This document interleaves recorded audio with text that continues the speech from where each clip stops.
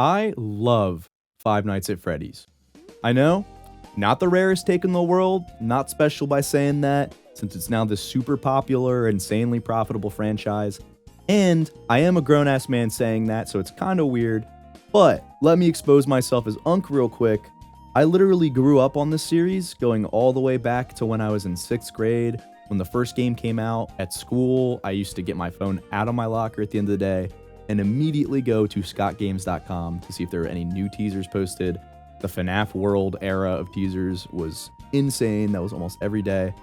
It's crazy to see something that kids were once bullied for openly liking now become so massively popular that it has all sort of crazy collabs like a Universal Halloween Horror Nights house and a Popeyes meal. Still no Fortnite skins though. Scott, come on. To this day, I've loved most of the games, I read some of the novels and short stories, been to pop-ups, and I've been to the Halloween Horror Nights house. And of course, I've wasted countless hours to days of my life watching game theory videos and timeline breakdowns. I say all this to set up this take. I love FNAF, but I really do not like the first movie. There are parts I enjoy, of course, mostly the use of practical effects with the incredible animatronics from Jim Henson's Creature Shop and the amazing set they built. I just really found the movie to be a slog with awful pacing. It wasn't as scary as I was hoping for a FNAF movie to be, and I felt that it approached the story in such a safe and bare bones way to the point where it was often boring. Don't get me wrong, I love how appreciative they were of the source material and how much they catered directly to the fans that made it as popular as it is. The FNAF fan part of my brain wants to cope so bad and just love it for what it is, but the film student part of my brain just really couldn't get past the fact that as a movie, it is objectively terrible and barely watchable. Now, 2 years later, we have Five Nights at Freddy's 2, a movie that's early buzz has been promising a vast improvement over the first, with a lot of outlets specifically calling it scarier and filled with more lore closer to the source material. Going in with those hopes, as well as the movie being based on my favorite game in the series, I was pretty optimistic, regardless of the abysmal Rotten Tomatoes score. And I have some thoughts. Please, FNAF fanbase, do not obliterate me. What I will say right away is I had a ton of fun with parts of this movie, and I definitely like it way more than the first, but I still didn't love it. I think big fans of FNAF, the ones with the most ball knowledge, will really enjoy this and look past the blatant flaws that continue to exist from the first movie, and just love the movie for simply bringing more characters, story beats, and gameplay to life. That is perfectly fine. You can choose to love this because of the thing you already love. I get it. At the same time, though, I also completely understand why critics are so rough on this one. Maybe not as bad as the Rotten Tomatoes score. It's way lower than I think it should be. I'd still rate it much higher than the first, but it's just not good at points. The pacing is a lot better than the first movie and feels way more focused and connected to one idea. They even poke fun at the first movie early on and joke about how much time Mike spent dreaming in it. But I think Blumhouse needs to bring in another writer to help Scott tweak his dialogue.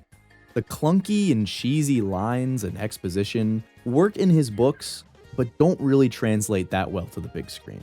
There's jokes that painfully miss, cheesy repeated one-liners from multiple characters, and uncomfortably stiff interactions between characters that just really take me out of it. Especially when it comes to some twist reveals, the writing undercuts what should be a big moment, making scenes that feel like they should be serious or like a big revelation come off as goofy in the worst way possible. They lean so much more into horror this time around, which I did really enjoy, had some creepy imagery, and even had sequences blocked that actually justified recreating jump scare frames from the second game, which I was geeked to see. That was pretty sweet.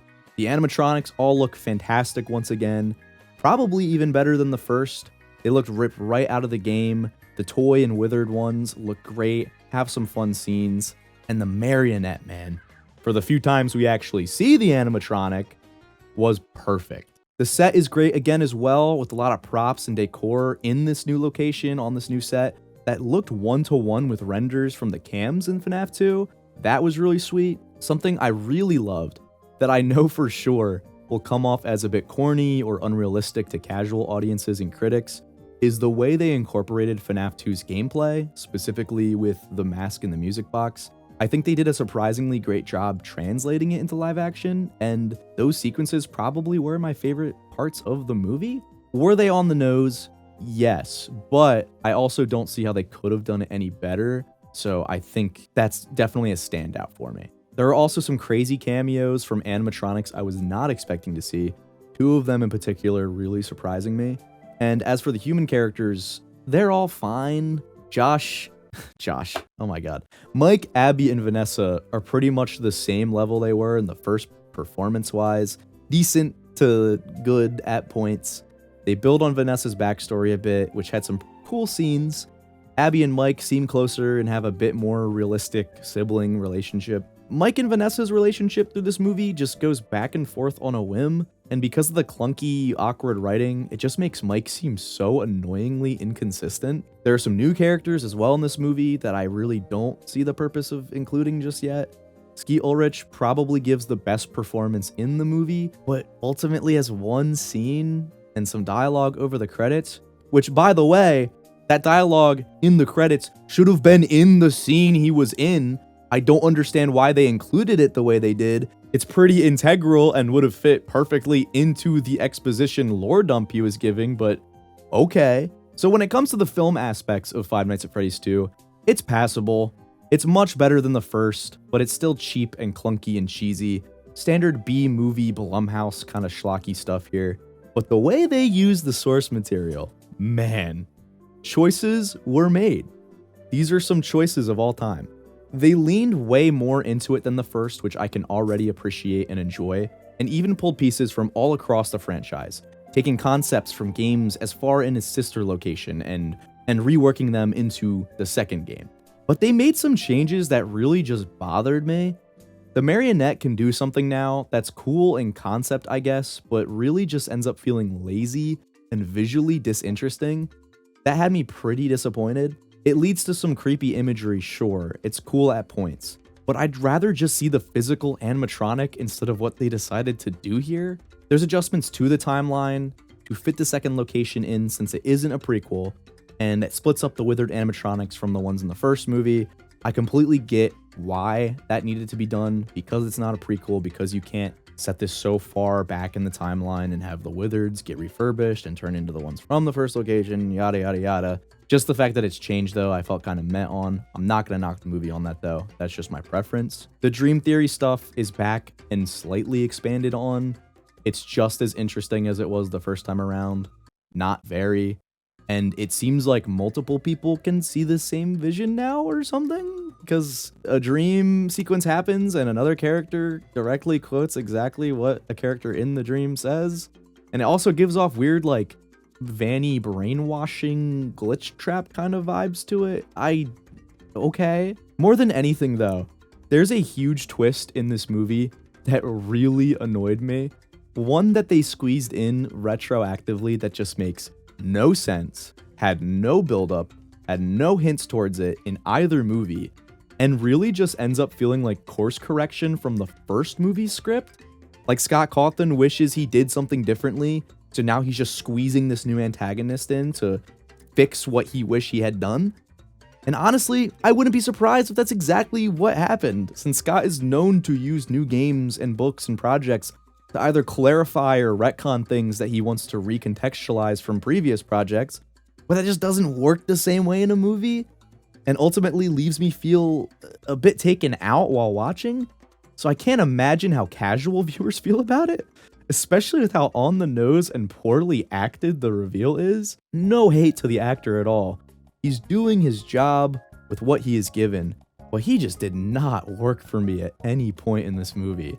Anytime he spoke or even made an expression, it felt like he was turning to the camera, looking me dead in the eyes and spoon-feeding the twist to me, like from the first time he showed up. And all that goes without mentioning how hard that undercuts the main character of these movies now, as well as wasting an integral character from the games. taking one of the most interesting stories and watering it down into a campy mustache-twirling villain trying to replicate some other better characters. Getting ahead of myself. His dialogue sucks consistently. I genuinely hated this character's inclusion and actually made me sour on the third act so hard because of it. Ranting aside, Five Nights at Freddy's 2 falls into a weirdly specific category for me, so stick with me for a second. It's a video game adaptation that opts to have a weaker story in order to fit as much fan service as they can. That's aimed towards kids, but ultimately, that fan service caters more to its older fans. Super specific, but like I would compare it to the Minecraft movie and the Super Mario movie, probably even squeezing it right in between them when ranking them because of the fact they actually built physical animatronics and sets that resembled the game so well. Minecraft couldn't be bothered, apparently. Like, I love how lovingly it treats the source material and how much it wants to just give back to the fan base to bring things to the big screen. It's better than the first movie for sure, but that's not saying much. I'm glad fans are eating this up. I just hope the inevitable third one is better because I think this story and fan base deserve so much more. The lore and timeline to the original 6 games, up to Pizzeria Sim at least for me, is so interesting and convoluted in the best way.